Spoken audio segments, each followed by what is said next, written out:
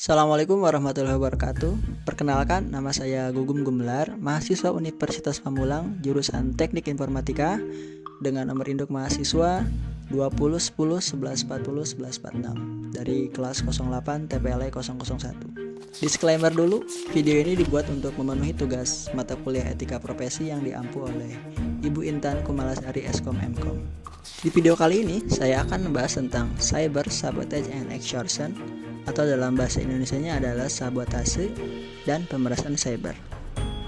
Sebelum lanjut, sebenarnya apa sih sabotase dan pemerasan cyber ini?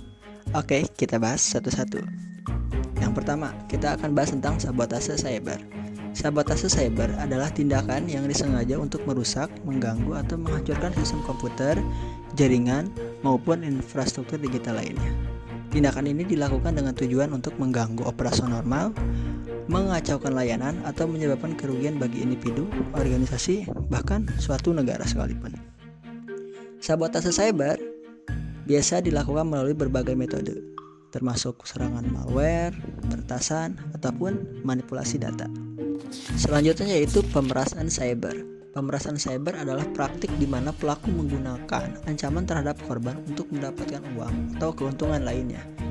Ancaman ini seringkali berupa ancaman untuk merusak, menghapus, bahkan mengungkap data sensitif jika korban tidak memenuhi permintaan pelaku. Biasanya berupa permintaan tebusan. Bentuk umum pemerasan cyber termasuk ransomware. Biasanya di mana data korban dienkripsi dan hanya akan dibuka kembali setelah pembayaran tebusan dilakukan. Kalian tahu nggak, kejadian di tahun 2017, tepatnya di tanggal 12 Mei, itu ada kejadian yang paling menggemparkan dunia di bidang teknologi, yaitu ransomware WannaCry. WannaCry adalah malware berbahaya yang menargetkan pengguna sistem operasi Microsoft Windows, di mana komputer yang menggunakan Microsoft sebagai sistem operasinya itu tidak bisa difungsikan. Jadi datanya dienkripsi dan meminta pembayaran uang tebusan dalam mata uang kripto, Bitcoin, untuk pengembaliannya. WannaCry juga dikenal sebagai WannaDecryptor, program ransomware yang mengenkripsi data dan kemudian menuntut pembayaran uang tebusan dalam bentuk cryptocurrency Bitcoin. Jadi si virus ini cara kerjanya mengunci semua data pada sistem komputer yang terinfeksi. Korban hanya memiliki dua file setelah terinfeksi. Yang pertama, instruksi tentang apa yang harus dilakukan selanjutnya, dan yang kedua, program WannaDecryptor itu sendiri. Serangan WannaCry pada Mei 2017 menginfeksi lebih dari 75.000 komputer di 99 negara, menuntut pembayaran tebusan dalam 20 bahasa. Beberapa perusahaan besar termasuk Telefonica, National Health Service, FedEx, dan Deutsche Bank menjadi korban serangan ini. Di Indonesia sendiri, WannaCry juga menyerang komputer di berbagai rumah sakit umum, salah satunya Rumah Sakit Harapan Kita dan Rumah Sakit Darmais, dengan permintaan uang tebusan sebesar 4 juta rupiah untuk mengembalikan komputer ke kondisi semula. Dilihat dari segi penegakan hukum, sebenarnya hingga saat ini pelaku utama di balik serangan ransomware WannaCry belum sepenuhnya teridentifikasi. Namun, ada perkembangan penting terkait dengan kasus ini. Yang pertama, identifikasi keterlibatan Korea Utara.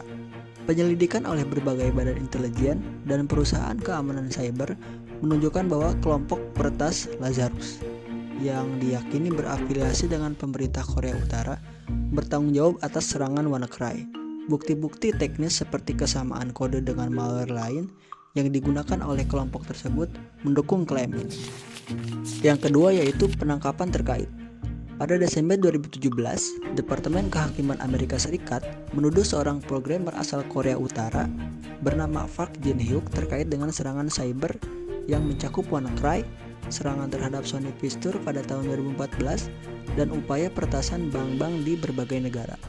Meskipun Park Jin-hyuk dinyatakan terlibat, ia tidak secara khusus diadili atau ditangkap karena berada di Korea Utara, di luar jangkauan hukum Amerika Serikat. Sampai sekarang, meskipun ada tuduhan resmi dan bukti-bukti yang menunjukkan keterlibatan aktor negara, tidak ada individu yang secara fisik ditangkap dan diadili secara khusus untuk serangan WannaCry. Upaya untuk membawa pelaku ke pengadilan terhambat oleh keterbatasan yurisdiksi internasional dan perlindungan negara tempat mereka berada. Dari video yang kita bahas tadi, betapa pentingnya kita melakukan upaya pencegahan agar terhindar dari ransomware. Salah satunya yaitu kita bisa dengan mengupdate sistem operasi kita ke versi yang lebih baru, dan kita menghindari tautan-tautan dan link-link yang mencurigakan. Dan kita juga sedia untuk memasang antivirus di komputer kita masing-masing untuk menghindari atau mendeteksi hal-hal negatif yang mencurigakan seperti virus-virus malware. Dan langkah-langkah tersebut ini bisa menjadi langkah awal kita untuk menghindari dari ransomware.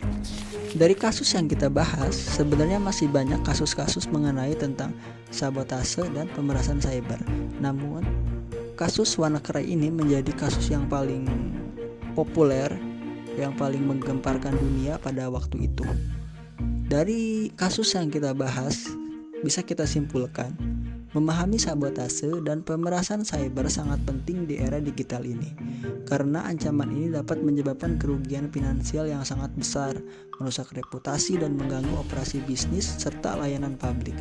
Upaya pencegahan dan penanggulangan yang efektif memerlukan kesadaran, kesiapan, dan kerjasama di antara semua pihak terkait, baik itu termasuk pemerintah, sektor swasta, dan masyarakat umum, dan kita semua bertanggung jawab atas semua ini. Mungkin itu saja pembahasan mengenai tentang sabotase dan pemerasan cyber. Mungkin di video ini banyak informasi-informasi yang terlewat, tapi mudah-mudahan dengan sedikit informasi ini dapat bermanfaat. Dan dari saya cukup sekian, kurang lebihnya mohon maaf. Assalamualaikum warahmatullahi wabarakatuh.